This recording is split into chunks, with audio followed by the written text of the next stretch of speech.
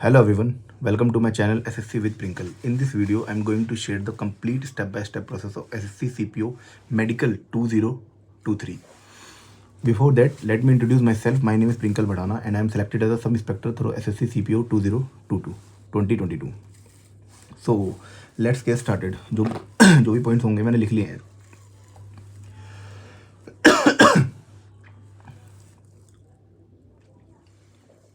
तो सबसे पहले क्या होगा ना, मैं आपको कंप्लीट प्रोसेस बता देता हूँ, ठीक है, कि आपका मेडिकल के दिन आप जाओगे तो जाने के बाद आपको क्या होगा, कैसे होगा, किस तरीके से प्रोसेस होता है, स्टार्टिंग से लेके एंड तक, री मेडिकल तक मैं आपको पूरा क्लियर कर दूंगा, ठीक है, जो भी चीज़ें होंगी। तो सबसे पहले हम जब जाते हैं ना, तो हमसे एक ना फॉर्म भरवाया जाता है, पूरा फॉर्म भरवाया जाएगा, आपका नाम, नेम, अपना फादर्स नेम वगैरह सब कुछ लिखवाया जाएगा उसमें, ठीक है, फॉर्म। उसके बाद क्या होता है, जब फॉर्म भर जाता है, फॉर्म स्टार्टिंग का काम वो है, फॉर्म भर जाएगा, उसमें साइन वाइन हो जाएंगे, उसके बाद से हमको ले जाता है। तो ये ना डिपेंड भी करता है कि सेंटर भी डिपेंड करता है।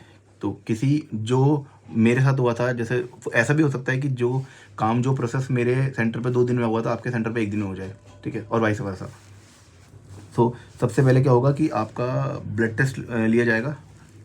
उसके बाद जो डे 1 की बात बता रहा हूँ मैं, ब्लड टेस्ट होगा और एक्सरे होगा, यूरिन होगा, ठीक है, पहले दिन ही हो जाएगा।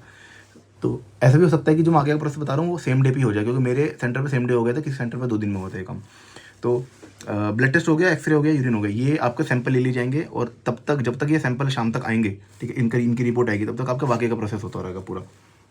उसके बाद क्या होगा, ये सैंपल लेने के बाद आपको एक जगह बैठा दिया जाएगा। एक जगह बैठाने के बाद क्या होगा कि आपको 20-20, 30-30 के स्लॉट में ना डिवाइड कर दिया जाएगा। तो जैसे 30 का स्लॉट, 30 का स्लॉट, ऐसे। तो 30 का स्लॉट एक डॉक्टर के पास, 30 का स्लॉट एक डॉक्टर के पास, ऐसे होगा। तो 3-4 डॉक्टर होते हैं, उनके पास भेज दिया जाता है। तो जैसे फिर उसके बाद सैंपल लेने के बाद, आपको बैठाने के बाद, आपको ना बिना कपड़ों के हमें बैठा दिया जाता है कि भाई उसके बाद एक एक करके आपको अंदर भेजा जाएगा। और अंदर आपका जैसे एक रूम में डॉक्टर बैठे होंगे, तो वहाँ पर आपका चेक होगा। सबसे पहले तो आपको टैटू चेक होगा कि आपके हाथ पर कोई टैटू तो नहीं है, और कोई सर्जरी मार्क तो नहीं है, और आपका हैंड एंगल चेक होगा, ऐसे करके हैंड एंगल वो चेक करते हैं अपने थ्रू। उसके बाद आपका नॉकनी चेक होगा, फ्लैट फुट चेक होगा, और आपका आई चार्ट आपसे एक तो क्लोज से आपको पढ़ाया जाएगा, एक दूर से पढ़ाया जाएगा आपको, ठीक है। आपकी आई 6x6 होनी चाहिए, ठीक है। सो अगर किसी की अभी दिक्कत है, क्या होता है ना कि जैसे कुछ बच्चे लास्ट में ऑपरेशन करा लेते हैं, लेज़र ऑपरेशन करा लेते हैं, तो वो ऑपरेशन मत कराना, वो वहाँ पे डिटेक्ट हो जाता है, ठीक है। तो अगर कराना होता तो आपको 3 महीने पहले कराना होगा। अगर किसी ने 3 महीने पहले कराया होगा तो उसका डिटेक्ट नहीं होगा, और वो चल भी जाता है, ठीक है। और किसी तरह की कोई सर्जरी हुई है, सर्जरी मार्क है आपकी बॉडी पे कोई, ठीक है, तो आपको अगर अभी करंट में कोई मार्क है, तो आप उनको ऐसे मत बोलना कि मेरी सर्जरी हुई थी, मार्क हुआ है, तो आप बोल सकते हो कि पहले का मार्क है, ठीक है। और कलर ब्लाइंडनेस में, जिसको कलर ब्लाइंडनेस है उसका कुछ नहीं हो सकता, वो सीधा भारी होगा, ठीक है। कलर ब्लाइंडनेस में कोई छूट नहीं देते वो। वेरिकोस वेन्स की एक ऑप्शन होता है, वेरिकोस वेन्स का एक चेक होता है कि आपको बोलेंगे 5-7 मिनट ना आप थोड़ा जंप करते रहो। जो वेरिकोस वेन्स में क्या होता है कि आपकी जो पैरों, जो थाइज होती है, थाइज के नीचे का जो काफ एरिया होता है ना, काफ एरिया में आपकी मसल, उसका नर्व्स का ना गुच्छा बन जाता है, ठीक है, उसको बोलते हैं वेरिकोस वेन्स। तो अगर वो किसी को है तो वो भी आउट हो जाता है उसमें, ठीक है। उसके बाद आपके ईयर चेक होंगे, कान चेक होंगे आपके अच्छे से, ठीक है। टीथ आप बिल्कुल साफ सूफ करके जाना, और अपना जो भी फिलिंग विलिंग करानी है तो वो करा सकते हो। तो 28 के आसपास टीथ होने चाहिए, बिल्कुल जो वर्किंग होनी चाहिए सही। और ओवरवेट का सबसे बड़ा एक पॉइंट बनता है, ओवरवेट का, ठीक है। मेरा पॉइंट ओवरवेट का बना था, लेकिन मैंने बाद में कम कर लिया था, ज़्यादा वेट नहीं था। तो अगर किसी का ओवरवेट है तो वो आपको नेट पे चार्ट मिल जाएगा, चार्ट के हिसाब से तो अपना वेट वगैरह करके लेके जाएं। तो क्योंकि क्या होगा ना, ओवर वेट में क्या सीन होता है कि वो ज़्यादा दिन देते नहीं है आपको, एक 2 दिन 3 दिन मिलेंगे। ओवर वेट में इतनी जल्दी आप 1-2 किलो होगा तो वो कम भी हो जाएगा।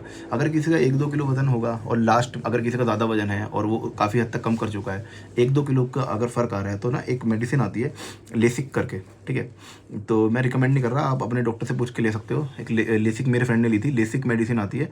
लेसिक मेडिसिन में क्या होता है ना कि वो लास्ट का आपका जो बॉडी का वाटर वेट होता है वो निकाल देती है, ठीक है। उसके बाद लेकिन आपको पानी नहीं पीना होता जब तक आपका वेट चेक ना हो जाए, तो ये ध्यान रखना, ठीक है। तो आपका उसके बाद आपका वो वेट हो गया, वेट करने के बाद आपका फिर प्राइवेट पार्ट चेक होंगे, उसके बाद का आपका ये पाइल्स की तो नहीं है आपको ये प्रॉब्लम, ये चेक होगी। उसके बाद आपकी फोर स्किन चेक होगी कि आपकी फोर स्किन तो हटी हुई नहीं है, हटी होनी चाहिए, मतलब आपकी अगर है फोर स्किन आपकी चिपकी हुई है तो आप ना उसको छोटा मोटा 5-10 मिनट का ऑपरेशन होता है वो करा सकते हो आप, ठीक है, उसमें चल जाता है। उसके बाद किडनी स्टोन का तो कोई पॉइंट बनता नहीं है। किडनी स्टोन को बहुत से बच्चे डरते रहते हैं क्योंकि मोस्टली बहुत लोगों को होता है किडनी स्टोन, तो आप वो किडनी स्टोन का कोई पॉइंट नहीं बनता। बाकी डिपेंड करता है डॉक्टर के ऊपर, सेंटर के ऊपर। डॉक्टर किस तरीके से आपको देख रहा है, किस तरीके से चीज़ें, अपना नेल्स वगैरह सब साफ वाफ करके अच्छे से क्लियर करके लेके जाना, अपनी बॉडी को पूरा अच्छे से प्रेजेंट करना वहाँ पे, ताकि डॉक्टर के ऊपर एक अच्छा इंप्रेशन पड़े, ठीक है। आप गंदे तरीके से जाओगे, पूरे हेयर्स वगैरह सब रिमूव करके लेके जाना, ताकि मतलब क्या होता है ना कि डॉक्टर के ऊपर बहुत बड़ी चीज़, वो मेडिकल मोस्टली डॉक्टर के ऊपर डिपेंड करता है वो, क्योंकि अब कोई डॉक्टर नौकरी खड़े होकर चेक करता है, कोई डॉक्टर नौकरी लेट आके चेक करता है, ठीक है। तो ऐसे डिपेंड करता है बहुत सी चीज़ें, ठीक है।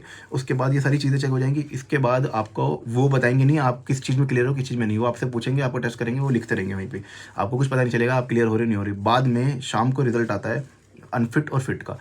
मोस्टली बच्चे अनफिट होते हैं, मतलब कि फॉर एग्जांपल मेरे दिन पे 80 टोटल बच्चे थे जो टोटल बैच थे, मतलब 80 टोटल थे, 80 में से शायद 10-15 फिट हुए थे, बाकी सब अनफिट थे, ठीक है। किसी को 2 पॉइंट मिलते, किसी को 3 पॉइंट मिलते। पॉइंट मतलब कि किसी को किस चीज़ का पॉइंट मिल रहा है, जैसे किसी को ओवरवेट का पॉइंट मिल रहा है, उसको ठीक करके आना है, किसी को आइस का पॉइंट मिल रहा है, ठीक करके आना है, ठीक है। डीएनएस का एक पॉइंट रह गया मेरे से।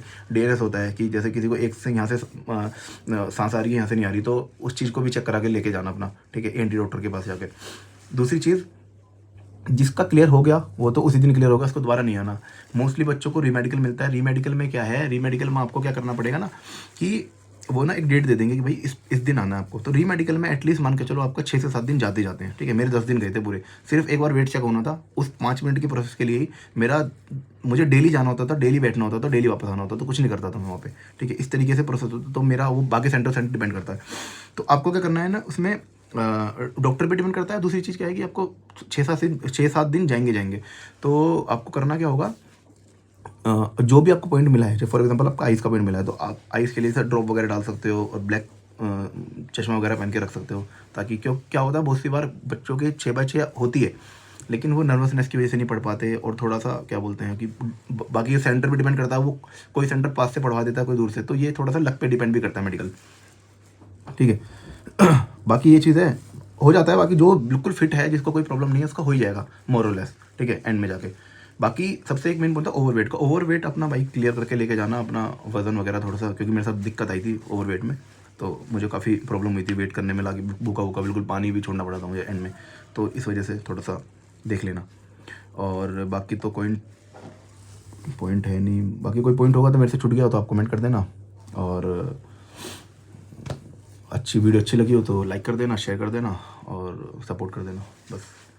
Thank you very much.